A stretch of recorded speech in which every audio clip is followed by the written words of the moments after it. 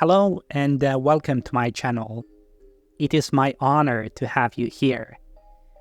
This time we will talk about the one and only Leon S. Kennedy and try to decipher if he is the best protagonist in Resident Evil games ever.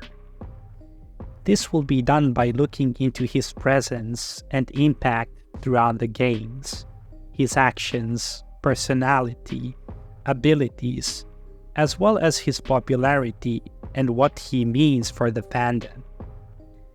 Let us begin. Leon S. Kennedy made his first appearance in Resident Evil 2.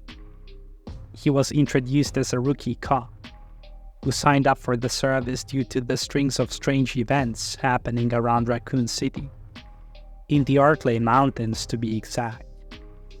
He had the so-called emo or curtain hairstyle, which became one of his many trademarks.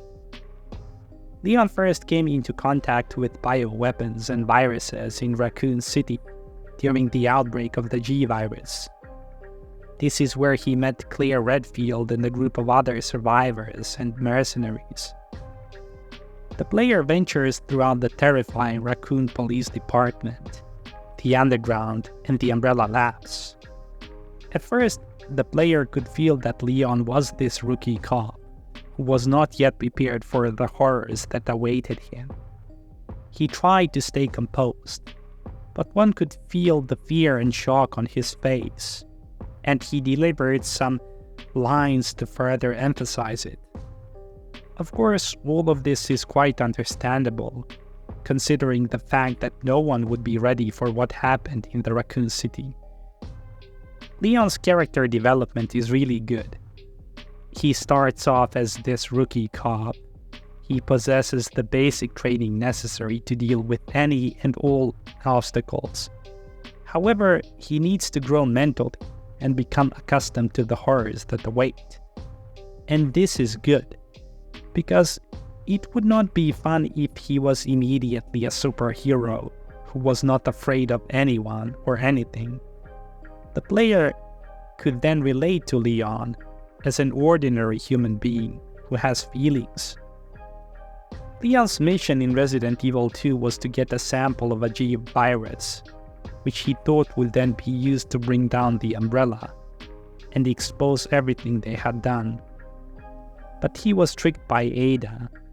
He had no idea she was a mercenary who tried to obtain a sample for Wesker. Eventually he would realize it, but he still showed compassion for her. He didn't want to shoot her, and he thought that she wouldn't shoot him either, which she didn't. He even took a bullet for her. He didn't allow Annette Birkin to shoot her. Leon has always had this sense of duty, obligation, and care for others. He wanted to save as many people as possible in Raccoon City, and he felt terrible for all the misfortunes that happened to the people of this city. Leon is a very capable man.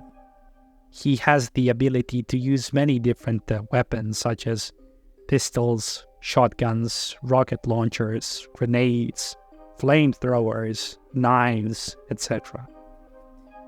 Due to his extensive training after the events of Raccoon City, he became a highly trained and skilled man, working directly under the President's orders. He is especially prolific with knives, which can be seen in Resident Evil 4 Remake, where he used his knives effectively in close encounters with the Los Illuminados, Ada and Krauser. This is where that character development kicks in.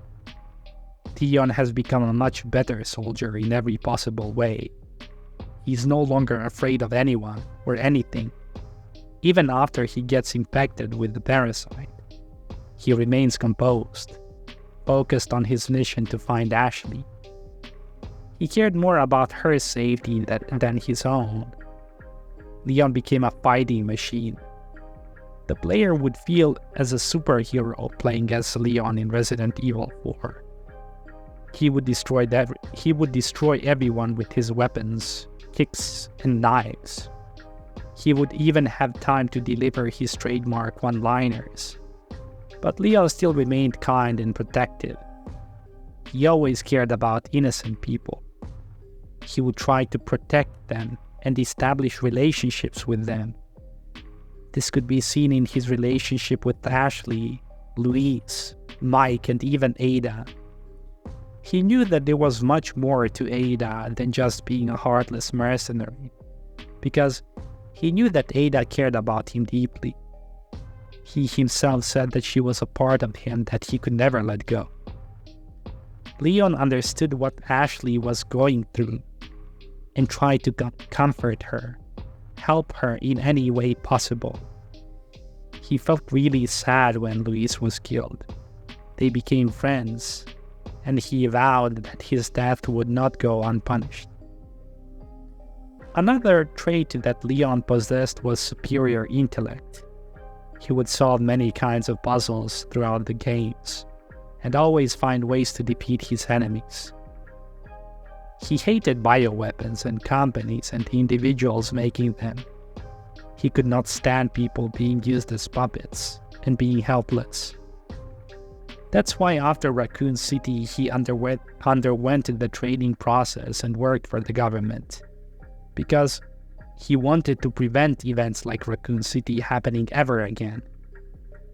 Leon needed the situation with Ashley to turn out differently, because then he would have hope that the change is possible and that he could make a difference. He even contemplated committing suicide after Raccoon City, because he couldn't deal with the deaths of so many innocent people. Leon would make many other appearances in installments, and he would make the lists of the most popular video game characters ever. Not only Resident Evil as a franchise, but gaming in general. He is one of the most popular characters in gaming history. As for Resident Evil, he is definitely number one, the most popular and the best protagonist in Resident Evil games. I would say that Jill Valentine is number 2. She became iconic with Resident Evil 3 Nemesis. In conclusion, Leon S. Kennedy is the best protagonist in Resident Evil games ever, no question about it. He's a very likable character, compassionate, relatable. Leon is a good guy, and we need more people like Leon. Thanks, bud. You're welcome, man. Thank you very much for watching this video. I hope you have liked and enjoyed it. Like and subscribe, and I will see you next time.